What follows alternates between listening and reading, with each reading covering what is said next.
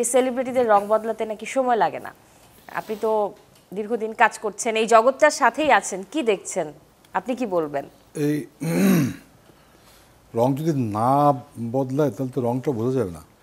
এখানে আছে না কালার্স 24, একটু পরে কিন্তু দেখো যে কত রং খেলা, অনেক রং আছে কালার মানেই কিন্তু ব্যাপারটা এরকমই যে খেলা করবে রংগুলো, ঠিক আছে।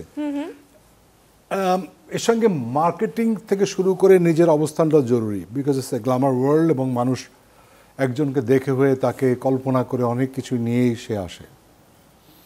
আমাদের এখানে আমি নাম বললাম না, আছে এরকম, অন্য ইন্ডাস্ট্রিতে আছেই এরকম অনেক কিছু হয়। কিন্তু একেবারে যদি এটাকে একটা খুব মানে স্টেটমেন্ট ধরি রং বদলাতে সময় লাগে না, এটাও একেবারেই ঠিক নয়, আবার 100% এরকম না। কিন্তু এটা তো এক ধরনের বিজনেসই বলতে গেলে, এক ধরনের প্রক্রিয়া। তো আমার কাজ তো এই রং বদলানোটাও বোধহয় কাজের একটা অংশ বলে আমার কাছে মনে হয়। অবশ্যই। এই যে একটু আগে আপনি মানে হিরো হিরোইনদের একটা সময় ছিল বিয়ে হয়ে গেলে বাজার থাকবে না, এটা একটা ছিল। এটা কি এখনো কি নেই বলছেন? এখনো তো এক্স্যাক্ট থাকতে পারে। তো হয়তো আপনি ওর সঙ্গে থেকে ইন্টারেস্টেড হবেন না, ও তো বিয়ে হয়ে গেছে, আর দরকার নেই কিছু,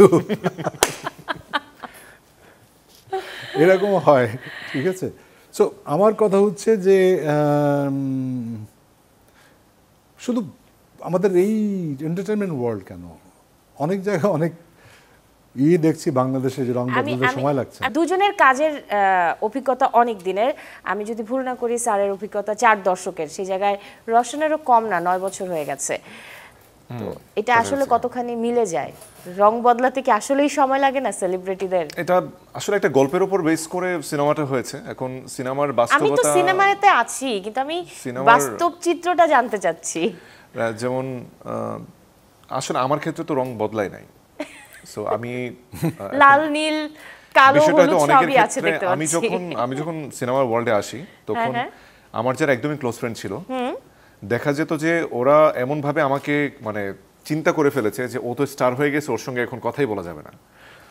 তো দেখা যেত যে আমি ফোন দিলে ওরাও অবাক হয়ে যেত যে ওরা আমাকে, আমি ফোন দিয়ে ওদেরকে মানে বকাবকি করতাম যে মানে কি ধরনের ফ্রেন্ডশিপের কোনো খোঁজ খবরই নিস না। কমিউনিকেশন আছে বাট অন্যদের তরফ থেকে আসলে ওরা আসলে তখন অনেকটাই ভয় পাইতো যে আমাকে কল দিলে হয়তো আমি ফোন ধরবো না, আমি এক্সট্রিমলি বিজি, আমি সিনেমার নায়ক মানে আমি 24 ঘন্টা ব্যস্ত থাকি। প্রযোজ্য, ওকে, ওদেরকে দিয়ে দিবা এই ডায়লগটা। না, এক্স্যাক্টলি।